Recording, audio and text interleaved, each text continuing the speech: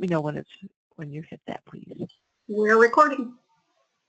Okay, thank you, Tina. Hi, everyone. This is Sue Reynolds with the Student Achievement Institute. We are working with this webinar for the schools participating in the School Improvement Institute. And the focus of this webinar is on root causes. So glad to have everybody with us. And also joining us is Tina Weissman, our Strategic Planning Specialist for SI2.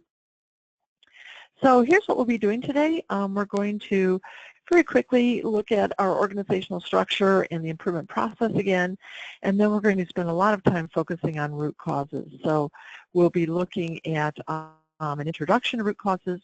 We'll look at how to review the root cause data, and then we'll look at the discussion prompts for your steering team to begin talking about the root causes or the things that are getting in the way of your SMART goals.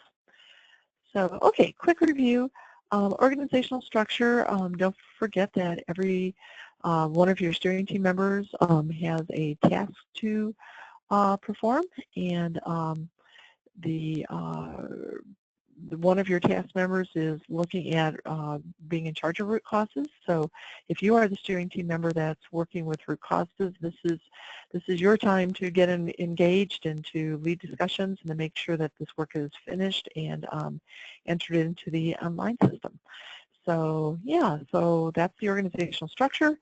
And then here's the process, and just a reminder that we started out by bringing the right people to the table and delegating tasks and collecting data. Then we met to talk with, to do an introduction to SI2 and what it's all about. Then you created a vision two discussions ago. And then the last discussion we had was to set up your goals. So right now you're coming into this discussion with your general academic areas that you want to improve identified. Those are your primary areas for improvement, or your PAIs. And then you've also identified the SMART goals. So SMART goals are very targeted academic areas that you would like to see improvement in. They target a specific student group, or we'll say all students, and they will also target specific content, like maybe even down to a standard that you're wanting schools or students to improve, or a subject or some specific academic areas that you are looking for improvement in. So, so those are your SMART goals, and we're going to begin with those SMART goals today. And for each of your SMART goals, we're going to figure out what's getting in the way. So today we're doing that, that discussion of the SMART goals and looking at what's interfering with them. But before we get to that part, I'm very interested in hearing from you in terms of if you would share one of your SMART goals. So, and just as a reminder, your SMART goals are worded as increasing the percentage of a specific student group who meet a specific benchmark. So it might be something like increasing the percentage of fifth grade boys who are mastering a certain math standard, or the percentage of 10th grade low-income students who are passing chemistry. So if you would use the question box, and if you type in, please, one of your SMART goals, and what you can do just to kind of as shorthand is to just put in the student group, so that could be all students or your low-income students, or whatever the student group is, and then your benchmark, what the academic achievement is that you want those students to show. So I'll pause for a minute for you to get that typed in, and then we'll look at sharing some of that. So yeah, let's do that now, please.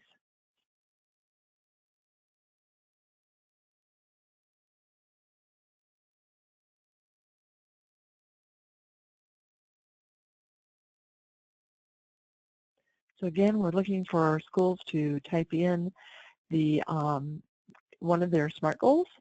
So it could be the student group and your benchmark. And we'll wait just a few more minutes and then we'll share some answers. So please, everybody, do type in at least one of your SMART goals just so we can share those with folks. I think that'll be interesting to people and to us to see where you've gone with this.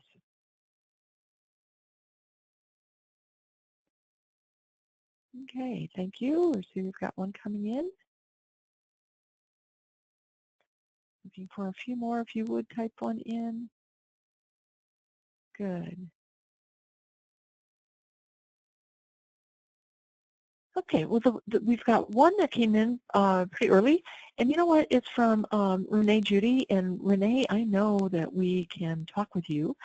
So if you wouldn't mind, Renee, I'm just going to unmute you, and can you share that SMART goal with everyone? And why don't you share the school that you're at as well?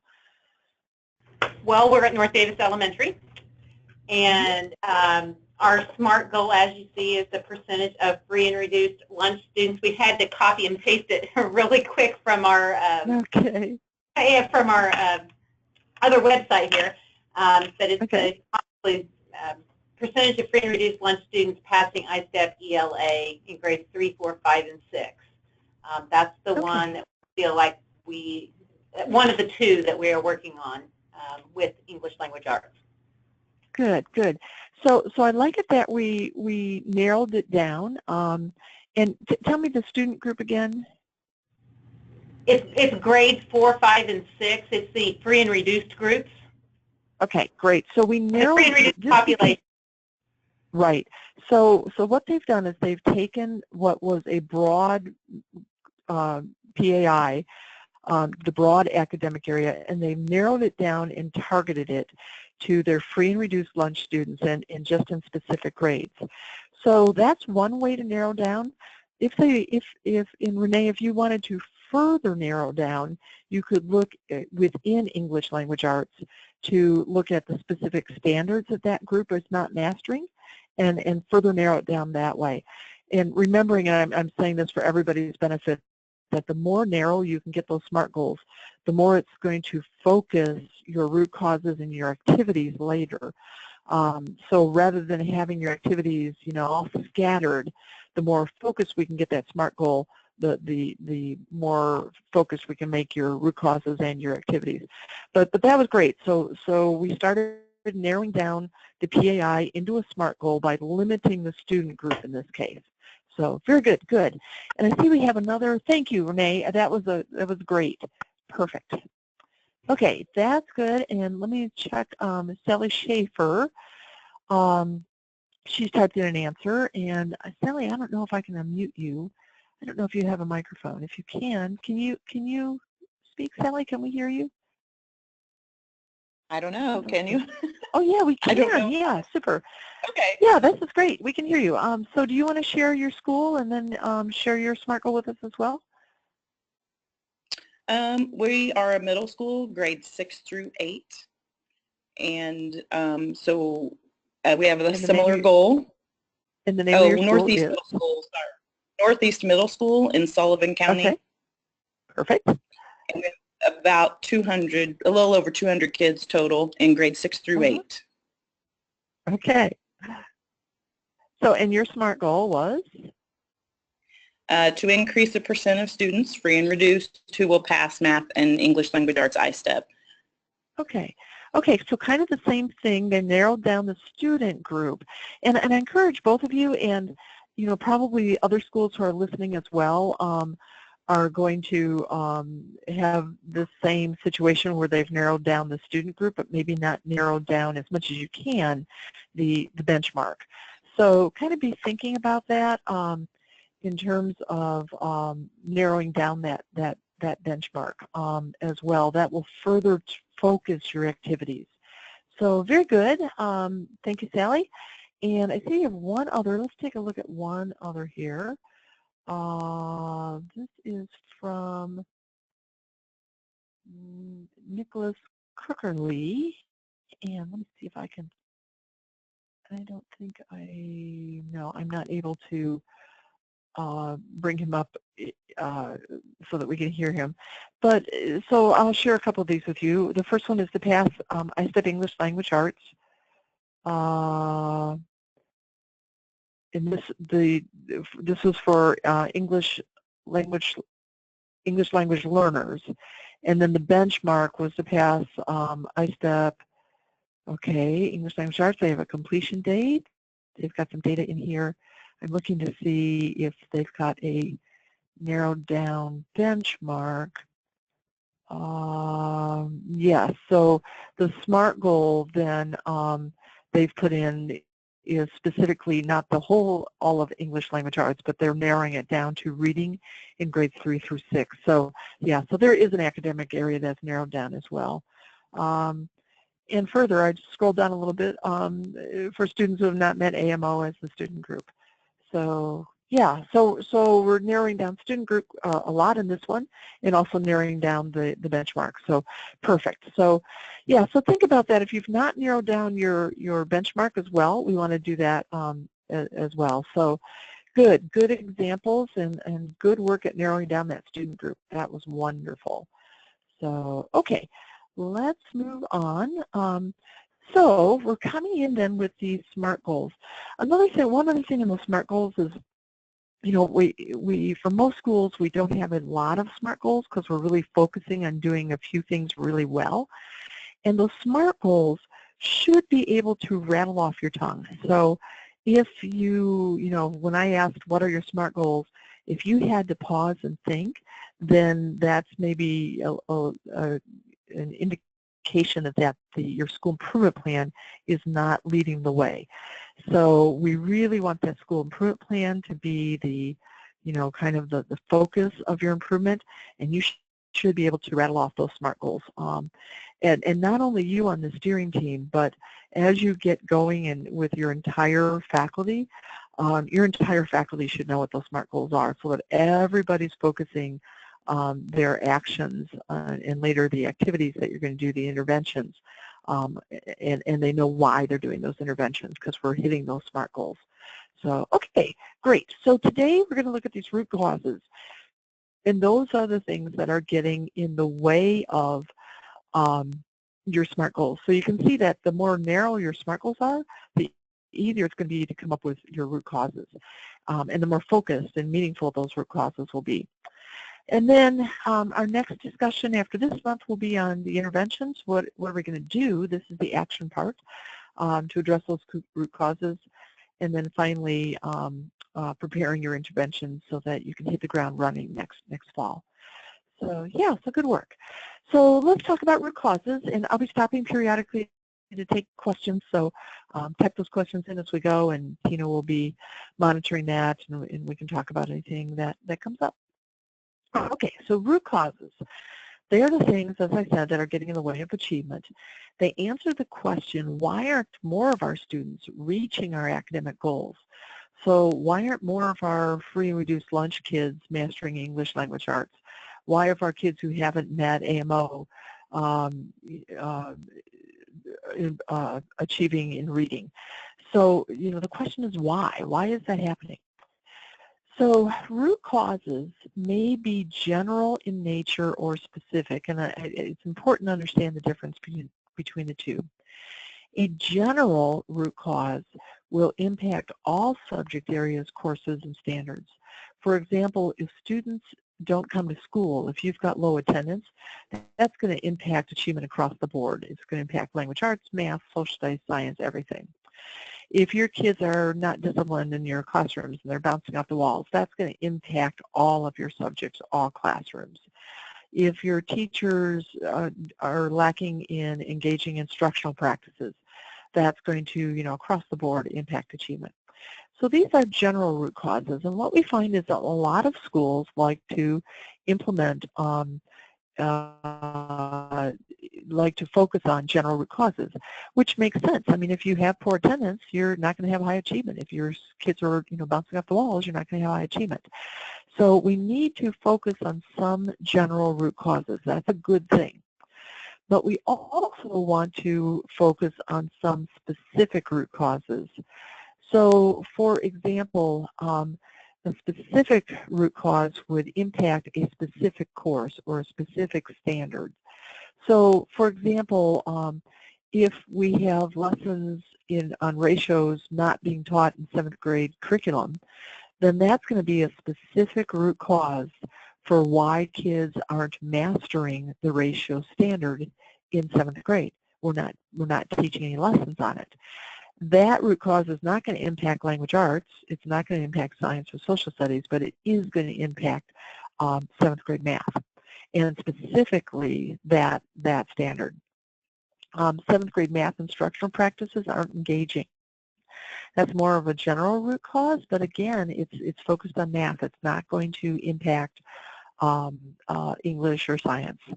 Extra help does not exist for math. So these specific root causes are specific to the SMART goal. And they're not going to impact all SMART goals, but they will impact, the one that it's related to. So, okay, so we have general root causes and specific root causes. Then, root causes also tend to fall within 7 areas. And we want to make sure that you're looking at all 7 areas so that you're really doing a good examination to see what's getting in the way of achievement for your SMART goals. So here are the 7 areas. I'm going to go through each of them very quickly. So these are questions that if we were to come into your school, if I were to come into your school, these are the questions that I'd be asking. So as steering team members, these are questions I would suggest you ask yourself. On the first one, do educators, parents, community members, and students expect all students to succeed at a rigorous level? And if not, who has lower expectations? And is that okay? Which group of students do we have lower expectations for? So it might be that your teachers have high expectations of kids, but your parents do not have as high expectations, or it might be the other way around. And is that okay? And then which group of students do they not have high expectations for? Are they having lower expectations for your students who are mobile, or your free and reduced lunch kids, or your Hispanic students? If we're not having high expectations for all students, then which students do we not have high expectations for, and who holds those lower expectations?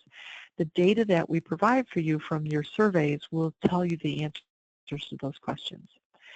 Then another question that I'd be wanting to know is, are the expectations that you hold for kids clearly and concretely expressed to the students? Do they know that you expect them all to maybe earn Core 40 or to get all A's and B's on their report cards? Do they know what your expectation is for them? Do they know what their parents' expectations are? And then, do you have a way in your school to purposefully communicate to all students and all student groups what your expectations are?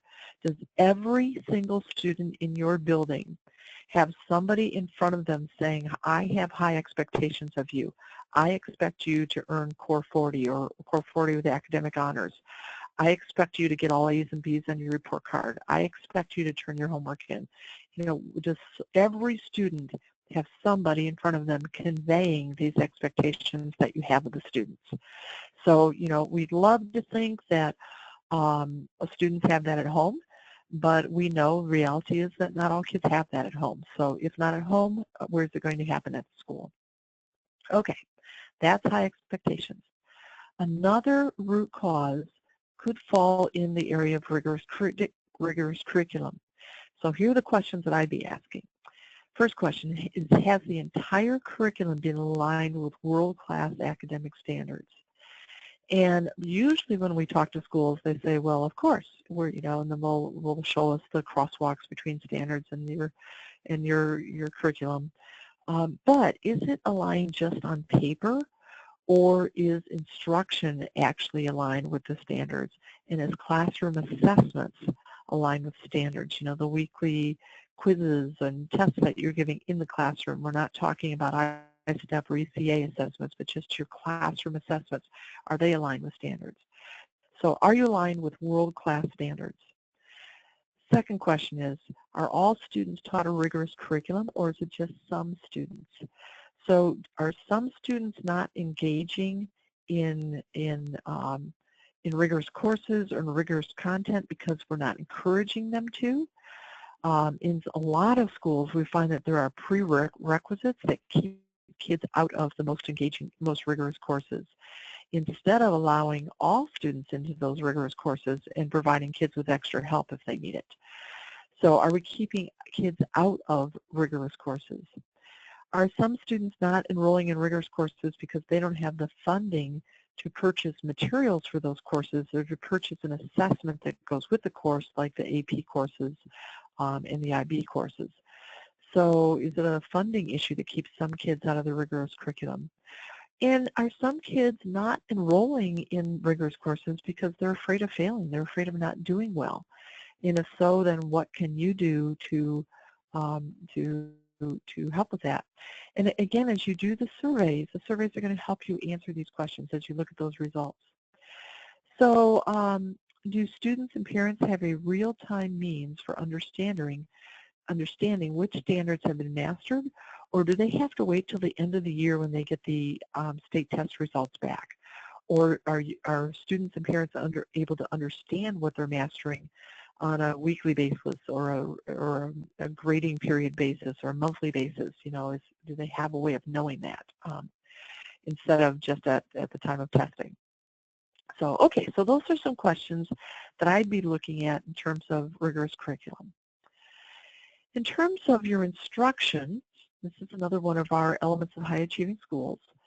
So the question is, do your instructional practices align with the world-class standards? We've already mentioned that. Do your instructional practices convey high expectations for all students? And I tell you, I can kind of tell a story on myself on that one. I used to, as a science teacher, really work hard to teach the kids that were engaged in my classrooms. But the kids that weren't so engaged, I didn't go after them with my instructional practices for maybe the first 2 or 3 years that I was a teacher. And then all of a sudden it hit me that those kids who were disengaged in the back of the room, I needed instructional practices that would go after those kids so that they all mastered the content that I was teaching in science and not just the engaged kids master that content. So do instructional practices, convey high expectations for all kids? Do the instructional practices engage kids in learning through attention to their learning styles, their interests? Are we applying, what we're teaching, the things that are interesting to the kids, and to their learning rates? Or are we doing a one-size-fits-all instruction that only applies to, a certain learning style and a certain learning rate? So something to think about there. And then are we enabling teachers to help students struggle by reteaching content that students haven't mastered before going on to new content? So our teachers are enabling teachers doing this, that they're reteaching content. They're checking to see if kids have mastered content before going on and then reteaching. Are we helping teachers to identify students who need extra help? And then are teachers actually providing extra help for students who need it? So how are we handling, how are we handling instruction so that embedded in the instruction is extra help? So again, as you look at the root cause reports that we're going to look at in just a minute, those are the questions when we get to the instruction reports that we want to be answering. Okay, the next element is frequent classroom assessment. We've been kind of alluding to that. First of all, are the classroom assignments aligned with these world-class standards? Do they align with standards? And are your teachers using their classroom assessments to help them identify instructional strategies that didn't work and also students who need extra help? So if I'm, a teacher and I've got a classroom assessment that's aligned with these standards, and I look at my students' assessments and I find that nobody is mastering this content, then I know my instructional strategy probably didn't work and I need to go back and reteach everybody. If it's just a few students who aren't mastering, then we know who to pull out for extra help on, who to re-engage with extra teaching. So, okay, so are the classroom assessments used by teachers? And then also, is the classroom assessment followed by extra students who didn't master the content when it was taught the first time. So I know this is one area that Tina really shined with as principal at her school before she came to work for ASA. And Tina was probably the first school that we were aware of that did an extra help initiative where they would assess students every so many weeks and then provide additional teaching for students who hadn't mastered standards. So feel free to talk with Tina about this. She was just majorly leading edge across the state in the use of frequent classroom assessment in this way. So it's one of the reasons why we wanted her to be on our staff. So use her to think through this, please. So, okay. Then another element is that extra help. Are we identifying students that need extra help, and are we actively engaging them with extra activities? And then also, do all kids have access to extra help inside the classroom? I think that for many of you, you'll find that the teachers are saying, oh yes, we provide extra help, and the kids are saying, oh no, we don't have extra help in the classroom. So that will be an interesting discussion to have. And then is there extra help being provided outside of the classroom? So, during lunch or during study hall or after school or before school, keeping in mind that if you provide the extra help after or before school, kids who don't have transportation or kids who need to go home to babysit because their parents have a second and third job are not going to be able to participate in that. So, okay, and then another question is, do both low ability and high ability students have access to extra help and extra time? A lot of times we provide extra help for low ability students, but what about your high ability students? What about kids who could really succeed in an AP course if we just provided extra help for them or gave them an extended time, a period to master the content in AP classes? So kind of think about extra help on both ends, not only for your low ability students, but also for your high ability students. Okay, and the next element is student guidance.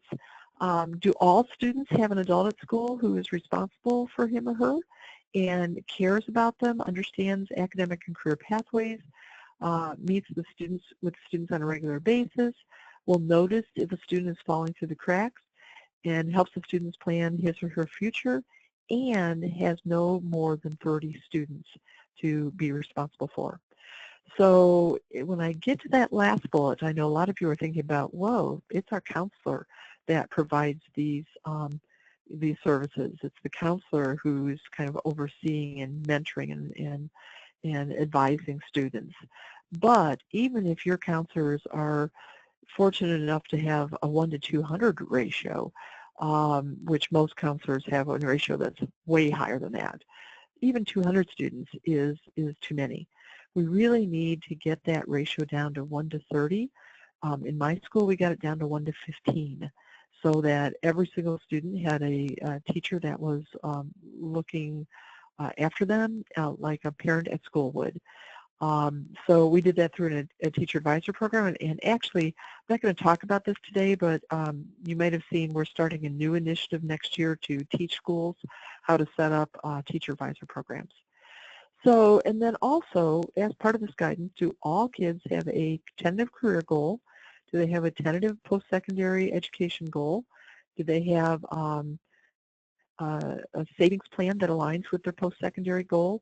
Are they earning the grades that are going to get them to their post-secondary option? Or are they talking to their parents about their goals and plans? And for students in grades 8 through 11, do they have a 4-year high school course plan? We think that is critically important. So again, these may be reasons, more across-the-board reasons, or your general root causes why students aren't succeeding. They don't have this motivation that comes with academic career planning. So, okay, so that's student guidance. And then finally, the learning environment. Does the classroom environment support learning? In other words, do you have good discipline? Do parents support learning? Do you have parent involvement both at school and at home?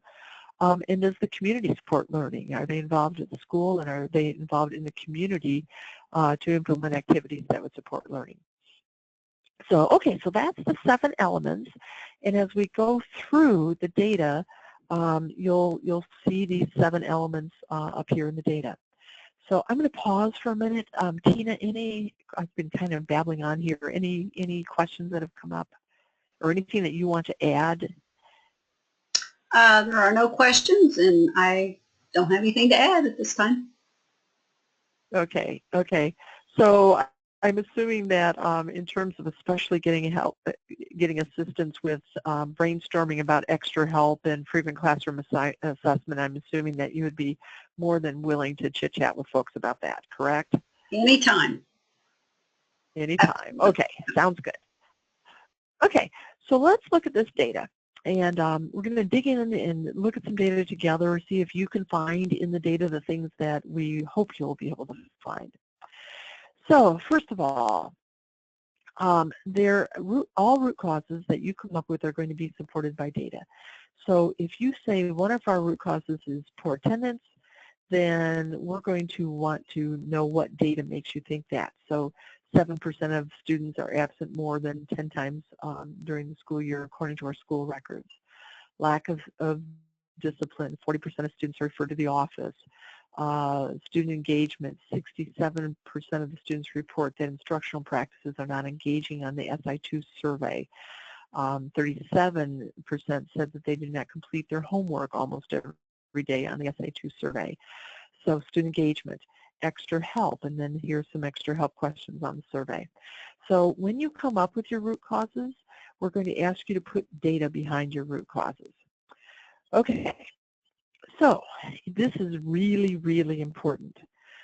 Schools that improve, from our observation, tend to very carefully identify both general and specific root causes for each of their SMART goals. The more time you put into this step of our process, the more targeted your interventions will be later, and the more likely it will be that you see achievement go up. So spend some careful discussion and some time looking at this root cause data. So, okay, so this is a really important step. And again, if you just breeze by this step, you're not going to have focused interventions, and you'll be much, much less likely to see your achievement go up. Okay. So what we're doing then is we're going to look at this data, and we're kind of looking for why aren't students achieving at a higher level. You'll be looking at 7 different reports. So there's a report that links to each of the elements of high achieving schools that we just talked through. And the reports, each of those 7 reports, contains survey questions that have been answered by the student, teachers, parents, and communities. And for a lot of the reports, there are also short answers that were answered by a steering team member about practices at your school. Okay, so here is what the root cause data report looks like. So this is, you're seeing an example, and this is a real schools data. You're seeing an example of expectations data. And this is a section where on expecting the students to continue their education after high school. So let's look at all students first.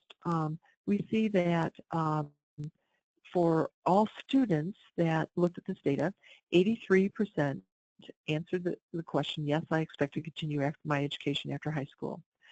3% said they disagreed with that, and 14% said they didn't know. We also have given you the raw data, so and that's really important because 3% of a student group where the student group is only 2 kids isn't maybe as concerning as 3% of 846 kids, because that means 24 kids said no, that they did not expect to continue their education after high school. So we're giving you the percentages in the raw data. Here's the percentages for all students.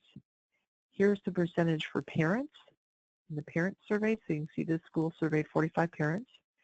Here is the survey data for the community, also 45 community members, not the same as the parents. And then here's the data for the 56 teachers that surveyed. So as you look at these numbers, and again, another way to look at this is we have 83% that agreed. There were 17% that disagreed. Okay, so, or I'm sorry, let me reword that. We had 83% that agreed. We had 17% that did not agree. They either disagreed or they weren't sure. So 83% agreed, 17% for some reason did not agree. Okay, so here's the question. And if you'll type this into the question box, I really would like to kind of see what you're seeing in this data. So as you look at all this data, this for your school's data, and your school's data will be similar to this in many areas, what jumps out at you at this, if anything? Or is there nothing, concerning to you? So let's look at this for a second. Let me go and open up my question box again, and let's see what you think.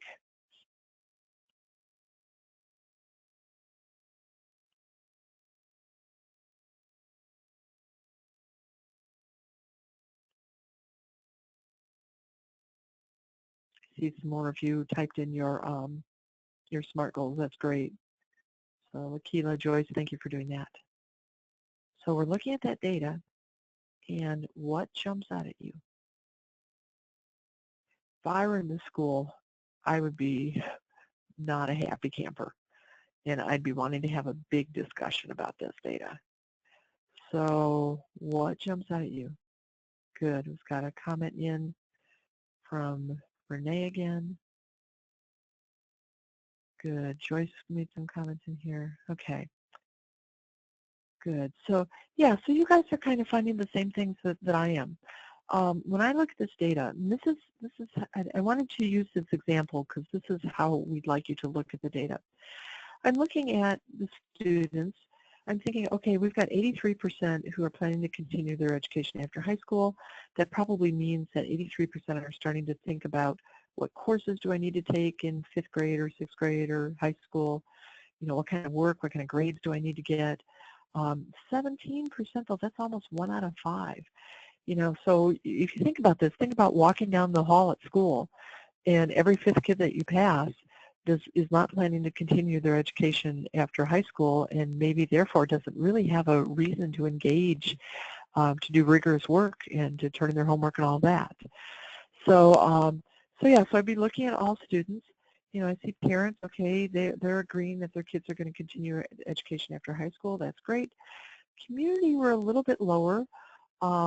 That is a little bit surprising to me because, and actually normally this would be a little bit higher percentage because community folks tend to say that the students aren't prepared for the workforce and they would like the kids to continue their education after high school.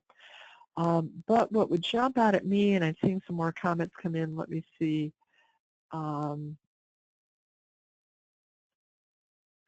is the teachers. And I'd be thinking here that, we've got almost 40% of our teachers that are not expecting the students, almost all of their students, to continue their education after high school. And for me, I'd be wondering if 40% of our teachers are not expecting their students, almost all of their students, to continue their education after high school, then are they encouraging students to take the most rigorous courses? Are they providing extra help for kids who aren't mastering the things that they're trying to teach in the classroom? Or are they thinking, oh, this is okay if students aren't really mastering this rigorous curriculum because we're not expecting all of our kids to continue their education after high school. I know if I were in this school, I'd be wanting to help my teachers understand how important it is to continue one's education after high school and all the different varieties of ways to do that, not just four-year college, but I'd want my teachers to understand apprenticeship programs and what kind of academic rigor it takes to get into and succeed in an apprenticeship program. So Yeah, and a couple other questions have come up about why we maybe said I expect almost all. Some people commented about our choice of language in the community and teacher surveys. And the reason we did that, this actually used to say all of our students, and what we found is that the people really had problems with the word all, just like you have in your vision discussions. And everybody was answering disagree to this question because they would say, well, what about a kid who was profoundly mentally handicapped? And so to kind of take out those rare cases, since we're not visioning here, we just said almost all so people could think beyond the students who were profoundly mentally handicapped. So that's what's up with that. And thanks for those comments. And I'll pause for a minute here to see if there's any other questions you want to ask me about the questions.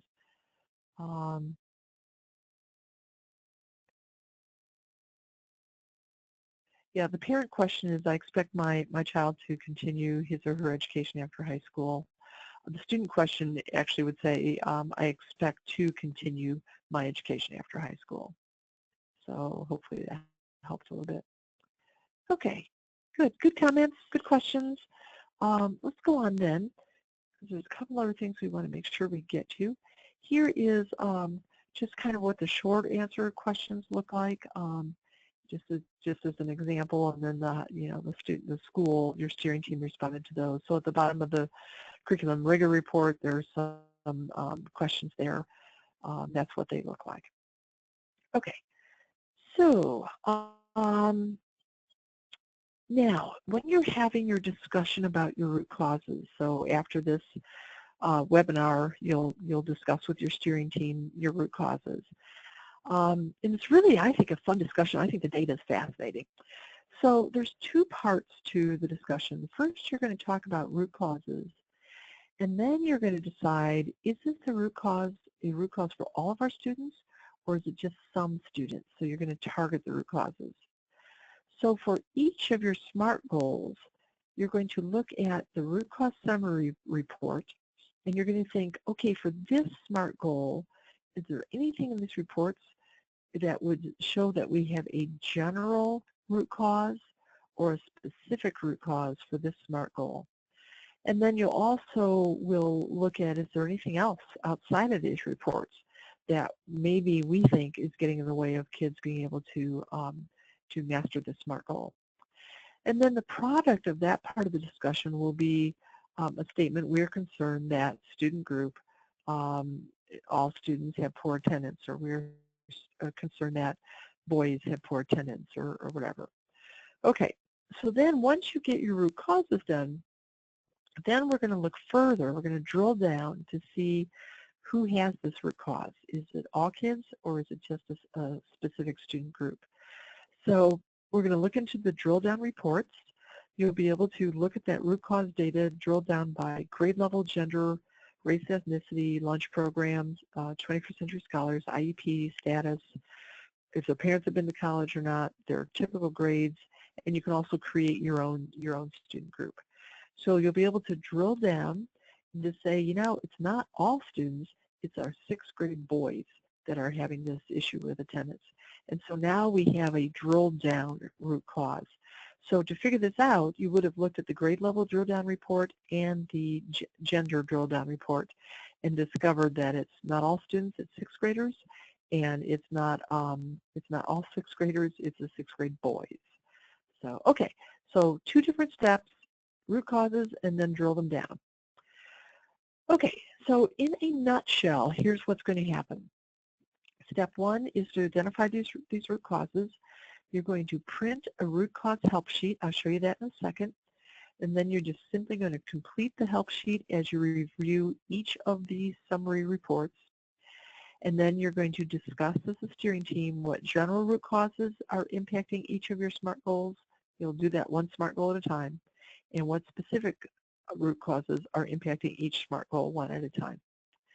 After you have the root causes identified for each of your SMART goals, then you'll go back to start looking at the drill down reports to say, okay, we've identified classroom discipline, but is that for all kids or is it just for a certain subgroup of kids? And you'll look at the drill down reports to figure that out.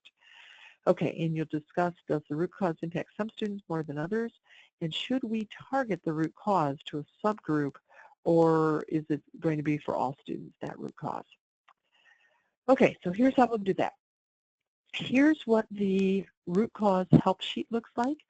This is individualized for your school. So when you print this, it's going to have your SMART goals for your school that appear here in this left-hand column. Then you'll take this paper and you'll start reading through the root causes, and you might find something like attendance, and you'll write attendance up here, and you'll say, you know, attendance, that's going to impact all of our root causes. That's a general root cause, and you put a little X here next to general. Or you might find something that is specific, and if you find something that is specific, then you'll put it across from whatever SMART goal it links to. So, and then down at the bottom, whatever possible root cause you put up here, you're going to write down evidence for it so that it's a data-based root cause and not just a hunch. Okay. So to get those summary reports, you're going to, and I'll show you in the online system where that happens, but you're going to go into our report generator. You're going to put the current year in here. You're going to say you want all grades. You do want to include the root cause questions, and then hit this summary report button, and that will spit out all of the information. Okay, and then you'll just go through and you'll see, I'm not going to do, we've already done some of this, but you're going to see these different reports. Then, here's the example I was talking about. We're going to put low attendance in. Here's the data that backs that up, and this is general. Or no Algebra 1, extra help. Here's the attendance that backs that up, and then you're going to show this is the SMART goal that addresses. So hopefully by the end of this assessment, each of you individually will have identified what you think individually is impacting each of your SMART goals. Okay, so then in the next part of this discussion, this task, we're going to have our discussion, which is just for all of your SMART goals, what general root causes are interfering with all of your goals. And then one at a time, you'll look at your SMART goals and say, okay, let's talk about what's getting in the way of this SMART goal. So as you come up with possible root causes in your discussion, you're going to write them on this instagraph. This is going to help you come up with consensus quickly. So I'm going to start out by saying this is an instagraph for a specific SMART goal. It's all, in this case, all 11th grade students passing Algebra 1. So for one of your SMART goals, you've set up this instagraph for it. Then, as each person is talking about possible possible root causes, you're going to write them in here. Algebra 1 is not aligned with standards. That may be a root cause for why kids aren't passing Algebra 1 on the ECA. There's no in-class help for Algebra 1. There's no outside of class extra help for Algebra 1. There's no frequent assessments in Algebra 1. And there's many 11th graders are in Algebra 1 for the first time in 11th grade. And then students you feel are not motivated to pass Algebra 1. So you've talked about all these different reasons, and now we want to come to consensus. So right now for each of you, when we're doing an instagraph, what we do is we take however many responses there are and we divide it by 3. So we've got 6 responses. I'm going to divide by 3. That gives everybody 2 votes. So if you would, if you're part of this discussion right now, which 2 of these 6 responses would you vote for as we're doing the instagraph? So just pick out 2 that you think are having the biggest impact on 11th grade students not having passed the Algebra 1 and, of course, assessment, ECA. Okay, in your mind, just have those 2 in place. Okay, if you were on my steering team, what I would ask you to do is to take 2 sticky dots or get a marker and come up and make 2 checks on this instagraph. So the first person is going to come up to the instagraph. They're going to put their sticky dots or their check to the right of whatever the possible root causes are. The second person comes up and they put their dots on, or their checks. Notice that they put them just to the right of the first ones. Second person comes up, they put their dots on. So you can see what we're doing is we're building a bar graph. And so at the end of all this, is without any discussion, this goes very quickly. We see that everybody thinks that the biggest issue is that Eligible 1 is not aligned with the standards. And the second biggest issue is that there's no outside of class help. So my guess is that the school would probably, with all the votes going on the first one, they'd probably put this in as one of their root causes. And they might start out a discussion talking about extra help outside of the classroom. And they probably would not discuss these two because nobody voted, neither one of these was in the top 2 for anybody. And then they discuss the others. So this is just a way to kind of focus your discussion and to quicken the discussion. You will do one of these for each SMART goal that you have. Okay, so after you have, I'm going to stop there real quickly, see if we have questions, Tina. And then we just got a little bit more to do and then we'll close. No questions right now. No question. Okay, so after you have all your root causes, then we want to go back and see who exactly is this a root cause for. So let's say your root cause was attendance, and what you would do is you would, what I would suggest you do is that among your steering team members, you say, John, would you look at the gender drill down report, Sally look at the race and ethnicity, Joe look at lunch program status, and everybody would go into these drill down reports and they would look for gaps for that specific question about attendance. They would look for gaps in responses between different student groups. So the person looking at the gender drill down report is going to see for that question, is there a difference between boys and girls responses? Is there a difference between our whites and our other race and ethnic groups in their responses, or free and reduced and paid lunch kids? So we're looking for gaps in responses.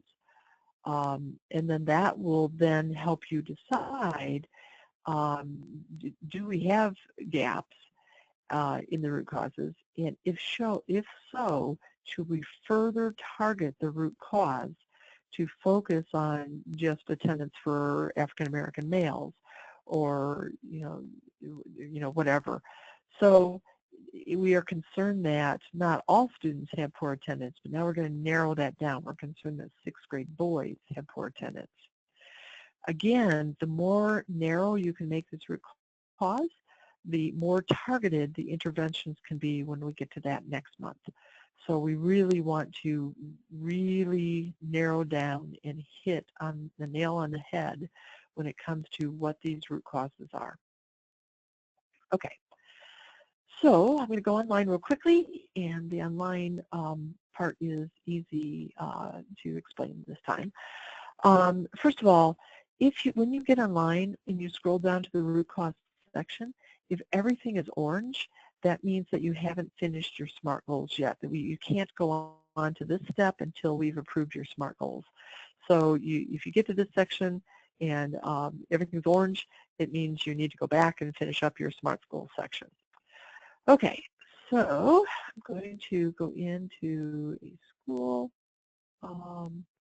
and let's just real quickly walk through this part of the process page.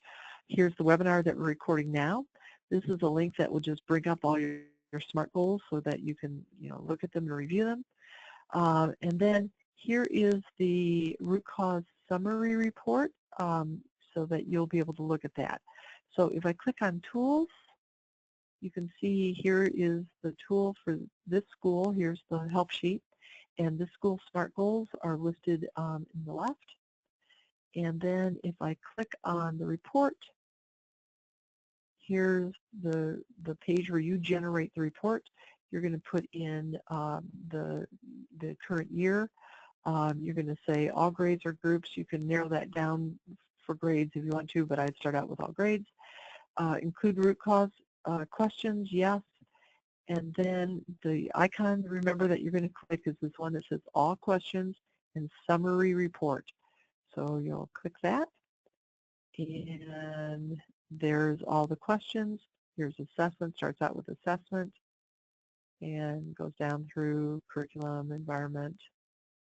You have all of that. So there's the report. We also give you the ability to see just one of those sections at a time if you want to.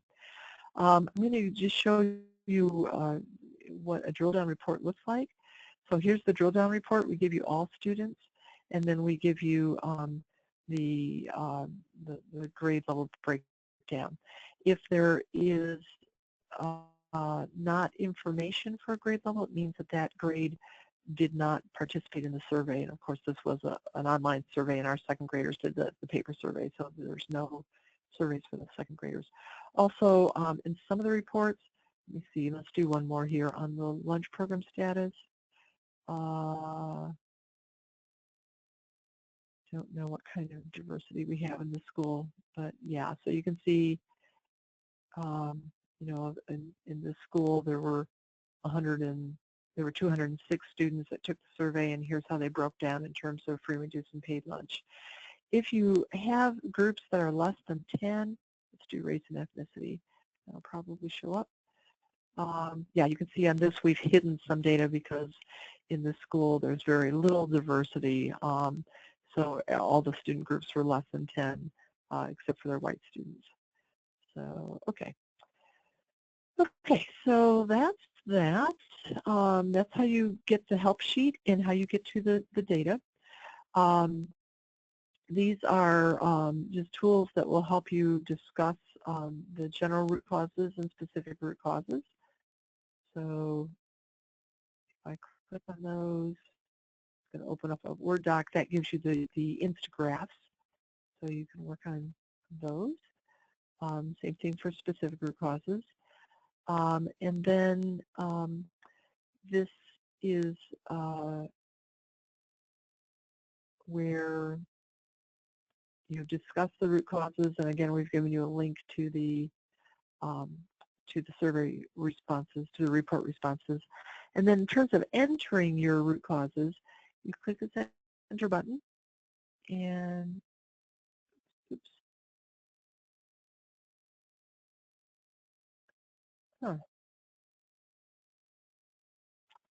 We just made a change to the process page, and it looks like we've got a little glitch there. We'll fix that as soon as we hang up. But basically, what this does is it pulls up.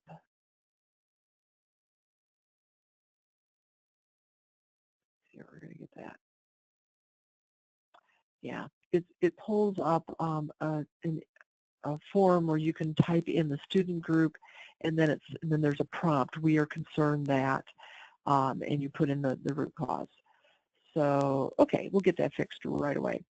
And then the last thing is submitting. Oh, I wanted to show you the report. So the report shows you all the root cause that are divided by or that are sorted by your SMART goals. So here are your general root causes, they'll all appear here, and then here's your first SMART goal, and the root causes for that SMART goal will appear underneath that SMART goal. Okay, and then you'll submit the root causes, and making sure you review the rubric items. So a significant number of root causes are specific in nature. That's kind of a judgment call on our part. When we look at that, we may call you and talk about that a little bit. Root causes are associated with each SMART goal. Root cause clearly states the situation.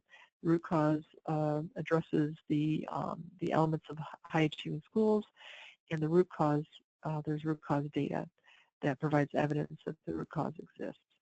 So, and again, you'll be asked to enter those things when you are entering the root causes. So yeah, we'll get that fixed right away. Okay, that's it. I don't think there's anything else. Let me check back to make sure I'm not forgetting something. Yeah, so today's tasks are, when you finish watching the webinar, identify your root causes, your general root causes, specific root causes, and then figure out if you're going to target them to a specific student group, and then document online. I can take out the discussion summary and check the rubric items and then submit. And that is it. Okay, Tina, anything to ask? Anything to add, or have any questions come up? No questions have come up, but just kind of to reiterate what you said, dig into that root cause data, because you're going to be amazed at what comes out of that. And then if you go back and you look at your SMART goals and you see that you want to refine a little bit or something, just give me a call, because that's nothing that can't be sharpened a little bit. So feel free to do that, or if you have any questions at all, give me a call and drop me an email. Yeah, that's great. So before you submit things, if you feel free to use Tina in that way, to just call and say, would you look at my data? I'm having trouble coming up. I just want another set of eyes on it to come up with what do you see in the data, or these are the things that I have found. Do you think they're significant, or would you read the way I worded this before I submit it and just give me a heads up? You can do a quick call, just pick up the phone and call her, or schedule a longer appointment so that she can spend an hour with you or whatever and really look at things. So, okay. Good. Just remember, I guess the parting word I'd like to leave with you is to remember to, in this part especially, to narrow down. The more focused and narrow you make both your SMART goals and your root causes, the more focused your interventions will be next month. And when you can get those interventions narrow and focused appropriately, that's what's going to impact raising achievement. So these two steps, really nailing the goals, the SMART goals, and then really nailing these root causes is very, very helpful. So I would really dig through all that data. And it's fun data. When we do this face-to-face with people, we used to do this activity right before lunch, and we couldn't get anybody to go to lunch because the data was just so compelling. They wanted to keep talking about the data. So I think this will be an enjoyable step for you. There certainly will be lots of interesting stories in that data. So, okay, as always, call Tina if you have any questions. Her contact information is on screen, and give her a call. We want to be here to help, and we know that this is a really important step for you. So, okay, we'll close the webinar, and we'll get it up online for you to watch afterwards if you'd like to watch it again. So thanks so much, everyone, and thanks for participating in the discussions today. Thanks. Talk to you later. Bye.